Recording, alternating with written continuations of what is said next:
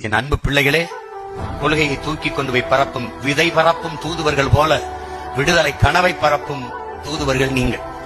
கொள்கையை தூக்கி கொண்டு போய் சேர்க்கிற போர் மறவர்கள் களத்தில் மிக கவனமாக கண்ணியமாக நீங்கள் கொண்டு போய் சேர்க்கணும்.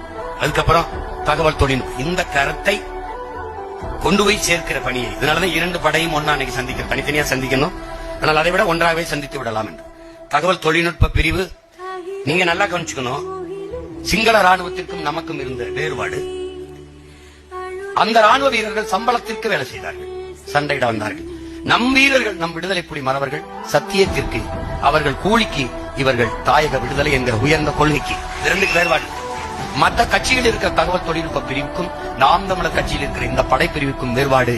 அவன் காசுக்கு எழுதுவான், என் பிள்ளைகள் உயர்ந்த கனவுக்கு, நச்சு இன விடுதலை கனவுக்கு எழுதுவார்கள்.